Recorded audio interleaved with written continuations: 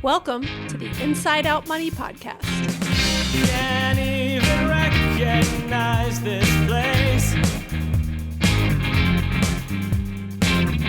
Too many pieces of our past mistakes. Hi, I'm Maggie, and I believe real change starts from the inside out. So let's work together to improve our money and our lives from the inside out. We will explore all things money and our relationship with it. Join me each week with a rotating set of co-hosts, friends, and interviews. Let's jump in. It's time, we going round and round and round and round and round. Hey, Erica. Hey, Maggie. Okay, we are going to talk. You like how quickly I got into the topic? Sure do. It's because today's focused on action. I'm like, no time for anything else. Hi, everyone. First off, welcome to the Inside Out Money Podcast. This is a personal finance podcast focused on redefining wealth from the inside out. Every week, I speak with a rotating set of co-hosts about a different financial topic to help you improve your financial mindset and tactics. Today, we've got co-host Erica here, and we are talking about how to transform our intentions into actions. This, Erica, I feel like is one of the first things you and I talked about when I asked you if you wanted to be one of the co-hosts for Inside Out Money. What'd we say? What happened? I just feel like you talked about this and you were excited about these types of topics because your point to me was, you know what you should do, but you're not doing it. And just that it's more easier to know than to do. That's very true. And in addition to knowing what you should do and not knowing how to put it into action or just putting it into action, there's like a low level shame and embarrassment that lives in not knowing that. And I think that's probably not just me. That's probably a majority of folks out there. Yeah, I think it's a lot of people. I think it is a very common struggle. And you're right. I mean, there's the phases of knowing what to do, which we talk about in many other topics of this podcast. So go back and listen to a lot of different episodes we've done in the last 50 plus episodes. But you can hear people talk about that stuff and then not really realize why you're not implementing it, right? And that is the struggle that I'd say more people have, is even once they know what to do, they're not actually doing it. They have very good intentions and goals, and they perhaps know their why and all this other stuff, but they have challenges translating those intentions into actions and consistent actions, which is where it really, the rubber hits the road on really being able to improve your finances, is the consistency of spending less than you make and saving it and investing the rest and doing that on a consistent basis. It's hard. It takes a level of discipline. We did a whole episode on discipline with Andrew and I that we can put a link to in the show notes. But it's hard, and I think it is often people's biggest struggle. Yeah, I would say it's definitely mine. The discipline part, you kind of want what you want and you get it if you have that mindset. And so it's getting yourself out of the habit. I mean, it's all of this is about forming habits, breaking habits. It's getting yourself out of the habit, or actually, let me rephrase that and reframe it. Getting into the habit of not spending, setting up things so that they're automatically invested. It's building upon habits, which I know we're going to get into and talking about atomic habits, which I'm sure anyone who doesn't live under a rock has heard the name of that book by James Clear. But I think it is a really good book for this purpose of establishing the good habits, breaking the bad habits to get you well settled into your financial journey. So, Erica, I'm curious to ask you a question. Do you think you could articulate why you struggle with turning your intentions into actions? I think that prior to being involved with this podcast, this wasn't a true passion of mine, I guess. I don't even know that I would say that this is a passion. It wasn't it is because I love spending my time with you. It wasn't an interest to me, I think, because I'm lucky to have the landlord who handles a lot of our household finances. But this was intimidating. And I've had weirdness around money, which one of my favorite finance folks, Paco de Leon, talks about in her book, Finance for the People, is everyone's weird about money, but nobody talks about it with each other. So thank you to you, Maggie, for getting us to talk about it. I think the reason that I was afraid to go down this road is just not knowing what to do. And it felt so overwhelming. And then being consistent with it, just sticking to it. Saying you want to do it is great. You know, there's so many people who are like, I want to invest in this and save this much money. But then whether you do those things, that's really what you need to reflect on. And whether you actually do those things, that's where it really matters. You can say what you want to do, but whether you do them, that's the ultimate goal. I don't want to put words in your mouth, but like a little bit of what I was hearing you say is that it's hard. Like it is it's easier to think about what you intend to do and to put a little bit of thought towards that and say like you and I would have a conversation. You'd nod your head and be like, yeah, I want to do that. I care about that. I know that this is more important than that, but it's harder when you actually have to physically start doing that stuff. Yeah, it is hard. It's intimidating. It's all of the synonyms of hard and laborious and all of those things, especially when this doesn't come naturally like the way my brain works. You know, I'm not a finance oriented person. And so this all feels like a bit much, but it's feeling less so the more I talk about it, the more we talk about these topics and I listen to this podcast and other podcasts. This has been a real challenge for me, which is why a positive challenge, which is why I am happy to be doing this with you. It's a good journey for me to challenge myself on actually doing the things that I always said I wanted to do when I would nod my head and say, yeah, that sounds great. I want to do that. And then like turn around and do the exact opposite. Yeah, I think all interesting points. And even just doing this podcast, I think keeps financial topics more top of mind for you because you've got some skin in the game with it. So you're more likely, like you're hosting it once a month and then you're listening more likely to the others in between. I think you are at least because you have some level of, connection to the show now other than just knowing me. And so I think even that weekly signal and discussion in your brain probably helps, which we can talk more about as we get into taking action. But there are all sorts of psychological factors that influence this kind of execution gap, as I've heard it called, right? There's just different cognitive biases about how we think. There's, the whole concept of procrastination of like, oh, we'll do better later. We've got more time to get this right? I'm going to make the easy decision today. I'm going to procrastinate on the hard decision. There's a lot of emotional barriers that hinder execution because there's all sorts of emotional reasons why we are the way we are and, from how we were raised, just all sorts of stuff. And so, I think we often have to kind of be honest with ourselves and get to some level of vulnerability to figure out what is creating that execution gap for each of us, because it's not going to be the same for every person. And we were talking about this on another episode recently, but Scott Galloway's book,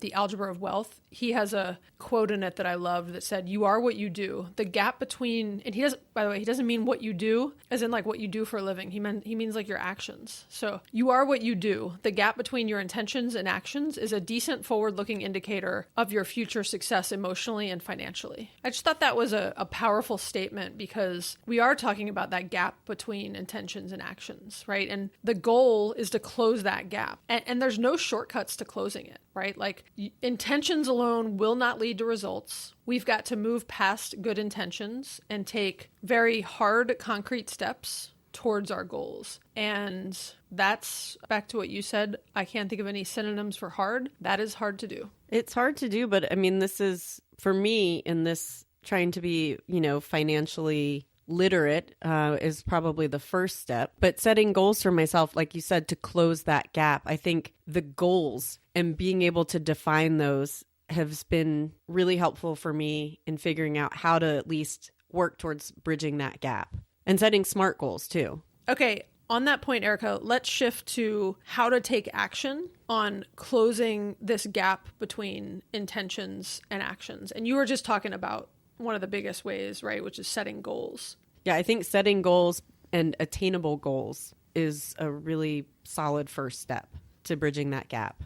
Yeah, I agree. The acronym, I used to always think it was like kind of cheesy, but the acronym SMART goals, it actually is helpful because SMART stands for specific, measurable, achievable, relevant, and time bound. And so, getting really specific with your goals, not just I want to improve my money, but like I want to pay off my $30,000 in debt in the next 2 years by doing XYZ, right? And so just getting really specific on what your goals are and putting a time on them, making it something you can actually measure, I think is really important. And then the other thing is, I think breaking it down into tactics that are smaller and more manageable. So let's use that example of I want to pay off $30,000 in debt in 2 years. That means if I'm just going to make it really simple, I need to pay off $15,000 a year. Breaking that down into a monthly goal, I need to pay off, I can't do that exact math, but let's say like $1,200 a month. You're talking to the wrong person. But yeah. Oh, I was almost perfect. $1,250 is what you would need to do per month, right? And so that's taking a bigger goal and breaking it down into more manageable steps and tactics. And so that's one example. There's, a million different examples we could give, but I think setting goals and breaking it into steps is a huge piece of starting to close that gap and focus on getting more actionable.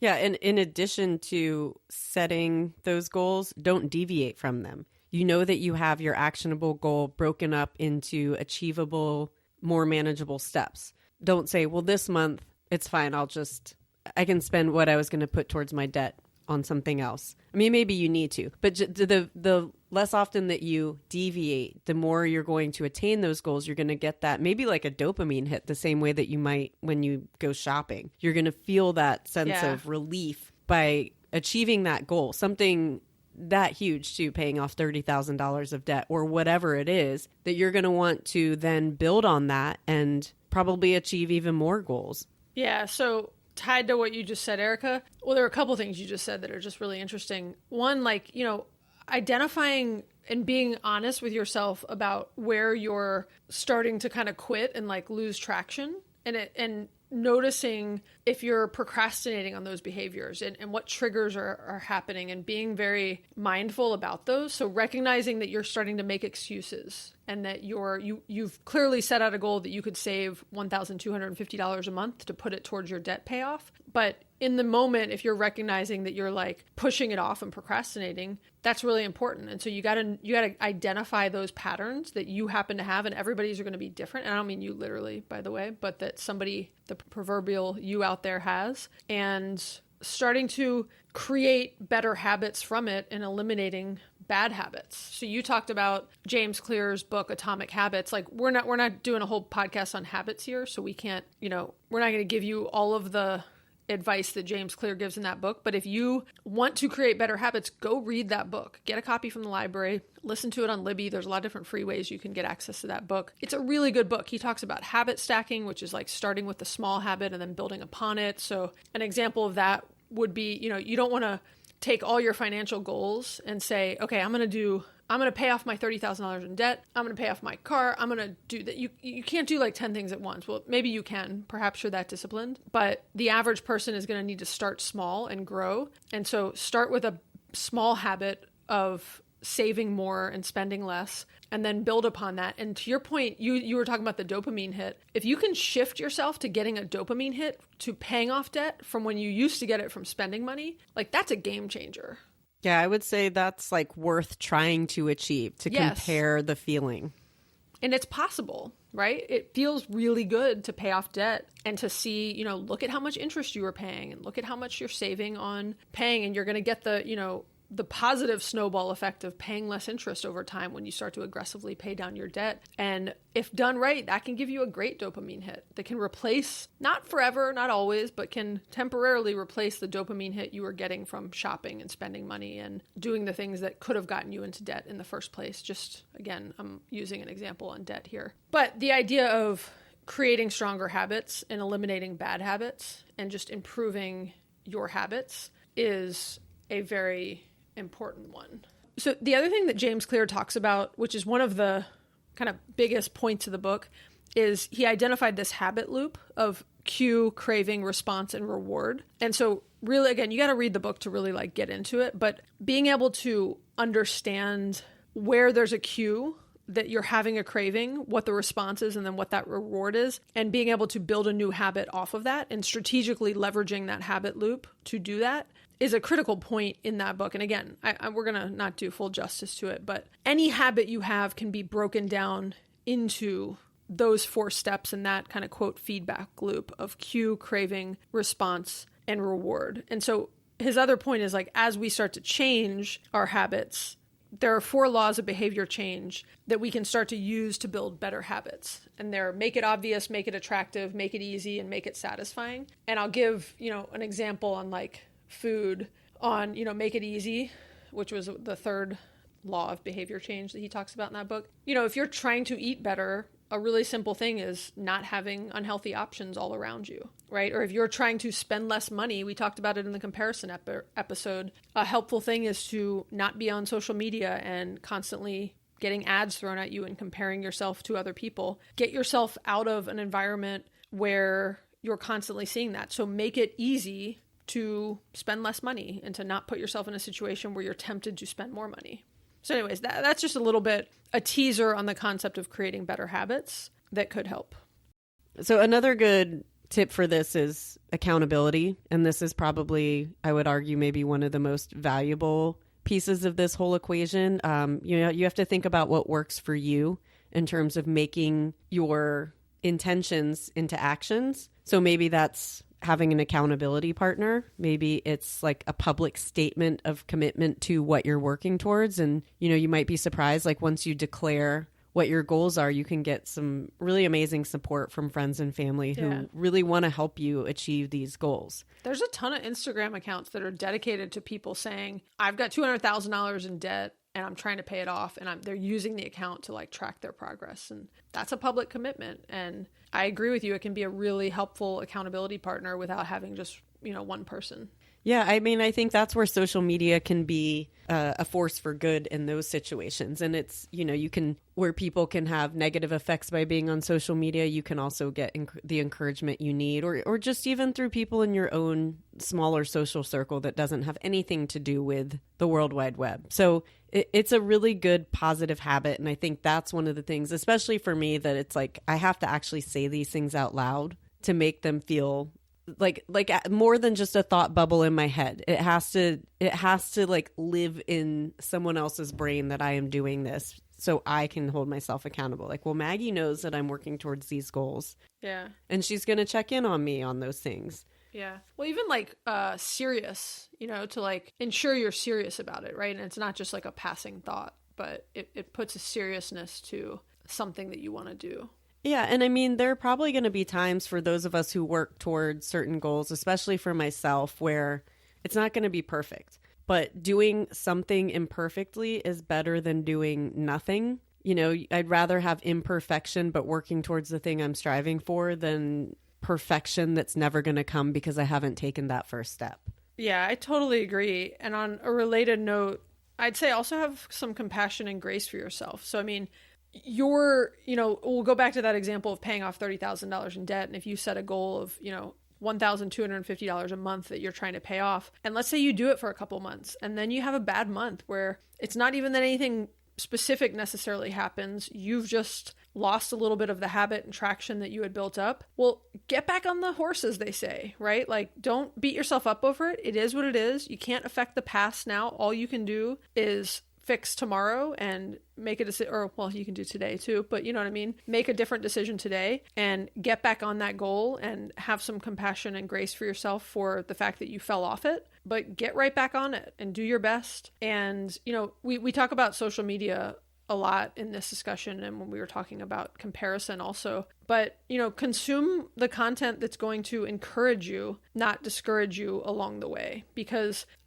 there's some content producers out there that, put out content in a very kind of judgmental way that could make you feel bad about yourself. And then there's others that are very encouraging and, they're just, I don't know a better word other than they're encouraging, right? And consume what feels right to you and what makes you feel good along your journey and along what you're doing, and really focus on that, because you can very quickly go down a negative path as you're trying to close this execution gap. And you don't have to, right? You can build a very positive path to focus on getting your actions to match your intentions. Yeah. And it can all feel very overwhelming. And that's why it's important to celebrate the small victories. That's what I try to do in this. Like we were talking about at the beginning, this is all hard for me. So I don't have one major victory that I've celebrated, because it's a long journey towards feeling financially secure in the way that each of us individually wants to feel that way. But for me, I accidentally got locked out of one of my retirement or investment accounts when there was a transfer of ownership and from one company to another. And I had to like physically go into an office to get them to reset my password. And I took that as a minor victory. I was like celebrating it. Like, I'm back in. I was locked out for 6 months. Oh, wow. It was a minor victory. I don't know that I've been in since that day, so maybe that's not one that I should be celebrating publicly. But it's celebrating those like small victories, you know, like even just setting up an investment and then knowing that it's there and it's growing and you haven't done anything for it. That's a victory. You can be proud of yourself for that. It's all those little baby steps that work towards the big steps. Yeah, and those small wins hopefully snowball over time and turn into bigger and bigger wins. Not always. Sometimes life many times is 2 steps forward, or is it 1 step forward, 2 steps back, whatever. Yeah, that's what Paula Abdul told us. Exactly. In DJ Scat Cat. Yeah. Paula Abdul, that's some high school throwbacks right there. Straight up now, tell me, do you really want to love me forever? Different song, but yeah, you said Paula Abdul and I got all off track. Got all hot and bothered. I can't remember what's happening now. 2 steps forward, Yeah, right. One step forward, 2 steps back. But on everyone's journey, how many steps forward and back they're going to take is different. And I think the idea is like keep moving forward. My biggest, hold on, let me look up the quote real quick. 2 steps forward, 1 step back. We go together because opposites attract. And you know, is that the quote? It ain't different. No, it was not a Paula Abdul quote, but I like it. No. Oh, one of my favorite quotes outside of Paula Abdul, no disrespect, she's got some great quotes and song lyrics, is the best time to start was yesterday. The next best time is now. Right? And just recognizing, there's not a lot of points, especially as we talk about financial stuff. I think so many people put energy into what they haven't done. And I sometimes even harp on like, oh, I wish I had started investing in my 20s, not in my mid 30s. And, what would that have done versus appreciating what I have and focusing on what I can do now if I do want to make improvements and changes for the better. And so I just think there's so much to be said for starting where you're at, because you can't go back in time, but you can make different choices today. And if you have a bad day, we're now into tomorrow, right? And you can make different choices tomorrow. And like, don't harp on the past, just focus on the future and do your best with what you have. And go listen to other Inside Out Money podcast episodes, or not just our podcast, but if you're focused on personal finances specifically, which is what we're focused on in this podcast, go listen to other financial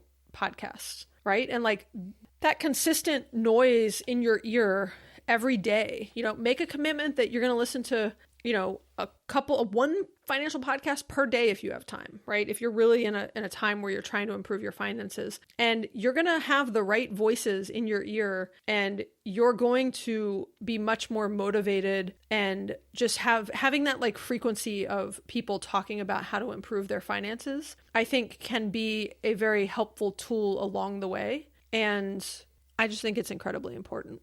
Yeah, I agree.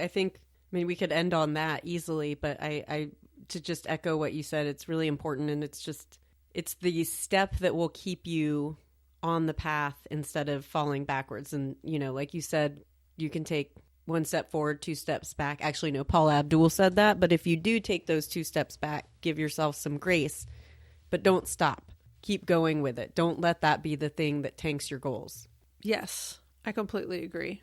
I think we can wrap this up. Actually, you know what, Erica? A really good example, and we'll be really transparent about behind the scenes at the Inside Out Money podcast. A really good example of trying to transform intentions into action is I have been trying to do shorter episodes because I've been tight on time, and many of you guys as co-hosts have been very tight on time also. And so my goal, and we have a bunch of summer travel coming up, I do, and all of the co-hosts do. And so I've been trying to do shorter episodes. And this is a good example where like for a while, I'll say, not to call anything out, but Liz and I are the worst at doing short episodes. But it's hard because I'm friends with all of you. We can talk forever about this stuff. And like, I actually think people like Liz was even like, I enjoy the longer episodes. And I was like, cool. It's not that I don't enjoy them. They take twice as long to record and they take like 3 times as long to edit. I know that math doesn't add up, but but the idea is like to get to shorter episodes, I've been having to take some very specific actions and I've not been good at it right away. right? There's been a lot where it's like, I've gotten from an hour to 45 minutes, but like I want to get to 30, 35 minutes. And we have to do tighter topics, and we have to, and I set some very smart goals up front. So it's like I've gone through a lot of these things. I broke down the tactics into smaller things of, tighter topics, of, making sure that we don't get as off topic and get into side topics that are tangentially related, but could be a whole nother podcast episode. And so keeping the show notes tighter, doing things like that. There's a number of things that we can do to create shorter podcast episodes, but it's a good example of like all of the things we just talked about. And we're getting better at it. We're not perfect at it. It's not a home run every single time, and I try to give myself grace. I'm the one, like when I screw it up, it impacts my time the most because I'm doing the editing. And I don't even know what my point here exactly is, other than we're getting better at doing shorter episodes. And it just takes time and a habit of getting into it and realizing it's possible and seeing what it takes to get there. And so anyways, just wanted to share one personal example on that. We will wrap this up though. I think the idea of trying to just be mindful and recognizing that it is difficult and it is a very common struggle, and it is normal that there is an execution gap between our intentions and our actions. So it's totally normal, but if it's something that's important to us, we need to focus on how to take action on that and how to recognize all the barriers we're facing and then get past them. And I hope this week's podcast and this discussion will help you on that specifically. And we appreciate you guys listening. We know your time is limited and valuable. It's one of the reasons we want to keep the episodes tighter also. And if you've enjoyed today's podcast episode, you can give us a written review on Apple Podcasts or Spotify. We really appreciate it. And we also encourage you to share this episode with a friend or family member to encourage ongoing discussions about money. You can subscribe wherever you listen to podcasts. And if you have thoughts or questions, we'd love to hear from you. And you can leave a voicemail or a text at 404-981-3370 or hit us up on Instagram. And now I think I'm going to go log into that account Your to make sure retirement that I account? can still get in there. Yeah, my investment account. Nice. I like That's it. going to be my small action for the day. I was just going to say that's going to be a small win. It's going to be a small victory if I can get back in. Yeah. The next thing, if you want to habit stack on that, is upping your percentage by just a little bit, enough that you like don't even notice it in your paycheck maybe. That's a great idea. Thanks for that, Maggie. I can't tell if that was a sarcastic thanks for that or a sincere thanks for that. No, sincere. Okay, cool. Well, thank you guys for listening, and bye, Erica. Bye, Maggie. Bye. Bye. Are you signing off? Bye. We're going round and round.